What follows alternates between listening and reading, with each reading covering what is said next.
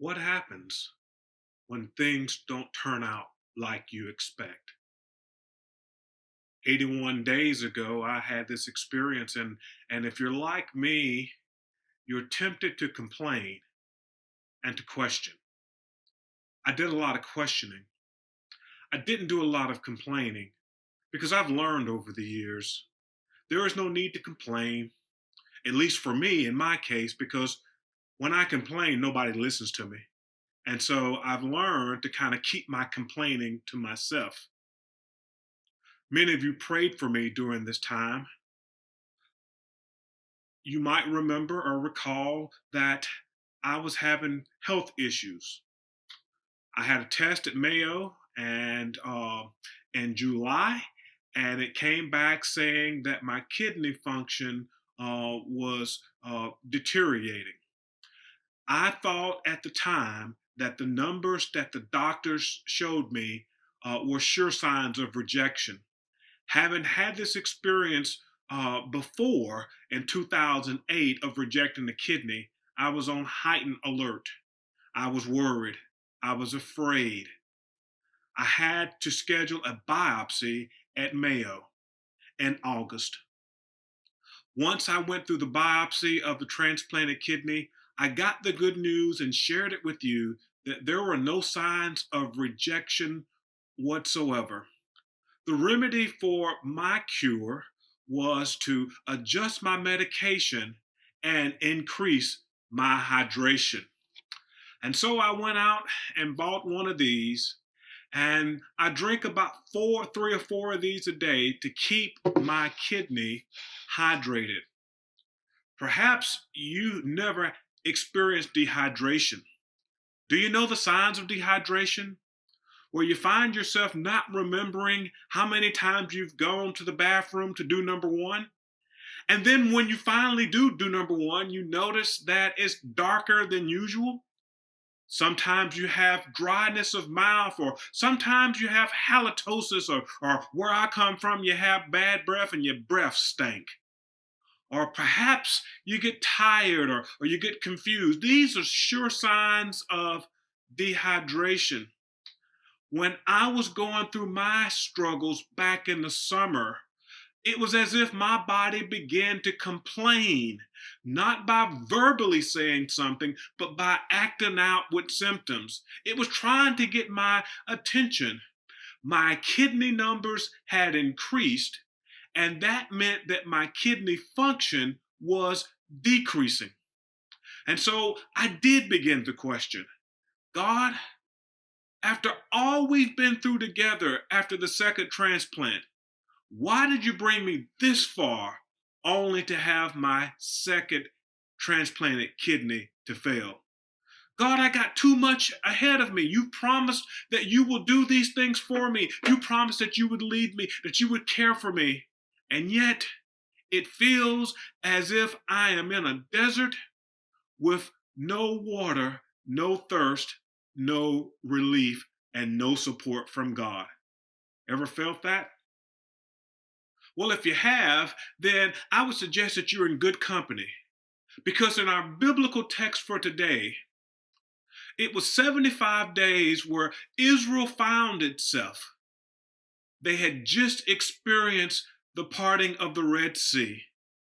And a chapter earlier, Exodus 16, God had provided manna and quail to satisfy their hunger from complaining. And it's just a couple of weeks later, and guess what? They're at it again. Just like you and I. Sometimes we get short sighted, and when we thirst, we complain. When we hunger, we complain. The Israelites have just left the wilderness of sin, and they made camp at a place called Rephidim.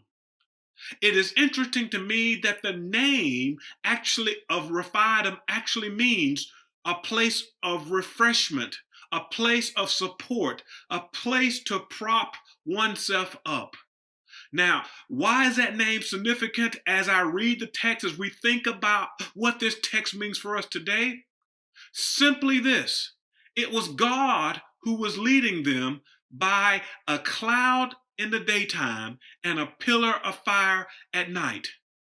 And wherever the cloud went, the congregation, the people, the children of Israel followed. And when the cloud stopped, they stopped. And so God is stopping the people in a place called Rephidim. And I don't know about you, but I guess if I were one of those Israelites, I would have a fundamental assumption going on in the back of my mind. And the hotter it got, I would begin to complain too. You would think, so the story goes from the Israelites, that if Moses was leading them in the wilderness, that the leader would know where the water holes were, where the springs were the places that they could refresh themselves, not only for themselves and their families, but their livestock as well, because it was not just a handful of people following the cloud, it was the entire community. And so they complain at the place where God stopped them to give them support, to give them refreshment. Seems to me that they were dehydrated, both physically and spiritually. What happens when we're spiritually dehydrated? In our biblical text, the people began to complain against Moses and they began to turn on Moses. In fact, the thirst was so significant that they were going to stone Moses, or at least that's what Moses thought. And so Moses goes in and cries out to God, "What do you want me to do with these people?" And God gives Moses the remedy. God tells Moses to go in front of the people. Take elders with you. Perhaps he's taking them for protection because, after all, he's afraid these people are going to stone him. Or perhaps he's taking these elders as witnesses because they were elected from the different tribes and they would be the one to go back and give an eyewitness report of what was about to happen. And God told Moses to strike the rock at Rephidim, the rock at Mount Sinai.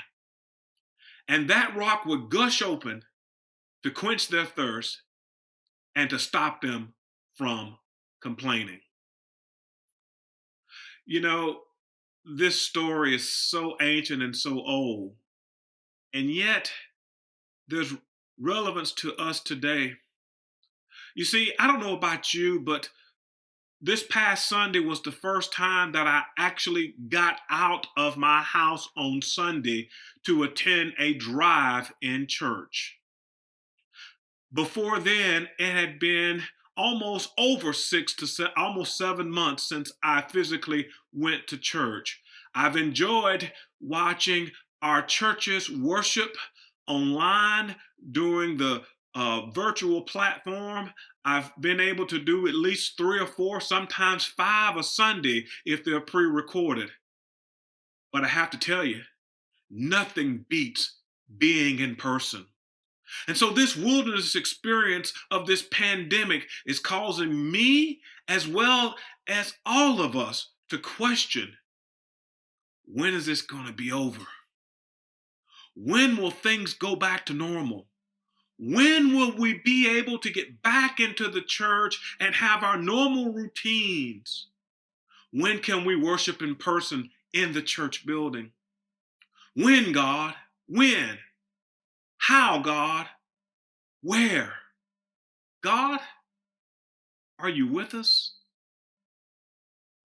You know, it seems to me that in this time period, we're all being tested. Like the wilderness experience, a pandemic like the coronavirus or COVID-19 basically either accelerates or exposes the issues and the struggles that we were having pre-pandemic. And so if we had some discomfort before, now we experience disruption. If we had some uncertainty before, now we experience downright confusion. If we've had issues where we didn't know, but we went along with it, and now the things that we went along with are no longer at our disposal. And so we're uncertain, we're tired, we complain. God, we're thirsty. Did you bring us in this pandemic? Did you bring us this far not to be able to give us water?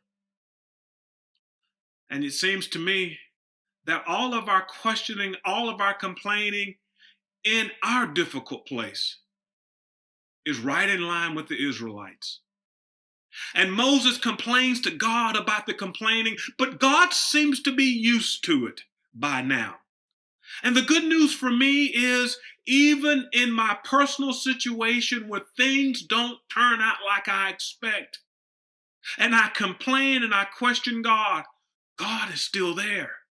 God listens to my complaint, knowing that I'm spiritually dehydrated, that I'm parched, that I'm dried up, that I don't know what to do. And so I lean on my own understanding. I lean on my own self-sufficiency. I lean on taking care of the old De La Soul rap song, me, myself, and I. And I strike out against anyone that will listen. And I want to look for a magic stick that will remedy my suggestion, remedy my illness. Perhaps there is a magic pill that I could take. Perhaps a couple of prescriptions to help things get better. Long as I can go back to what I'm used to, I will be okay. And yet, like the Israelites, God leads me to Rephidim. Where is God leading you in this pandemic? Where do you find places of refreshment and support? Where you need propping up? Where you need a time out to begin to reorient yourself? To begin to drink from the well, or like me, you drink from your bubba? Where you refresh your thirst, you refocus. God leads us by a cloud of day and a pillar of fire by night. Maybe it's hard for us to see, but there's still clouds out there. And maybe those clouds for you now are dark clouds. We've experienced some storms.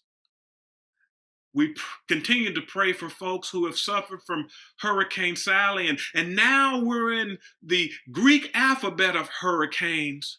And it seems like 2020 is one of those years where everything that can go wrong does go wrong. And yet, God still is with us at Rephidim. Will we trust God or our own self-interest? How might we be God's people? How might we bring comfort to those who are suffering loss? How might we reorient ourselves to hear the complaints? Because the complaints are simply that things are not working out, and we need remedy. My friends, those of us in our pews, those of us that are in our chairs, those of us that are in our pajamas, those of us that are watching and listening, we have the answer. And it's not a magic stick, but it's through God, our trust and our faith. May we find refreshment. May we be refreshment and support for those who are struggling. Perhaps there's a friend or a family member that you haven't talked to. I encourage you to reach out to them. Call them. FaceTime them. Yeah, I know it's difficult because we don't like watching flat screens, but Zoom them. And if all else fail, write them a card, a handwritten card. Yeah, I know there's difficulty when we're in the shopping cart, in the shopping center, or we're in the grocery store, and people don't practice social distancing. Particularly for me, because I'm one of those people who are immunocompromised, and I have to be honest. There are times where I'm tested. There are times where I'm having internal conversation. In fact, my halo drops a little lower than my horns, and if I'm not careful, my horns will protrude out. Or maybe you're nothing like that, but perhaps your spiritual dehydration shows up on the social media platform where you're tempted to do what I call throwing a rock and then hiding your hand. Just making a blind comment and not considering that there's another person on the other end of the screen. Oh, my friends, we need spiritual refreshment because we are dehydrated. And as God continues to be with the children of Israel, God will continue to be with us. And my prayer is that during this week, that God will continue to walk in front of you to lead you. May God be behind you to keep you from straying. May Almighty God hover above you to protect you. And during the times of this week when you're challenged and you find yourself complaining, my prayer is that God will drop underneath you to support you because the weight is too heavy for you. And finally, it is my prayer that God will walk beside you because of the promise never, ever to leave you.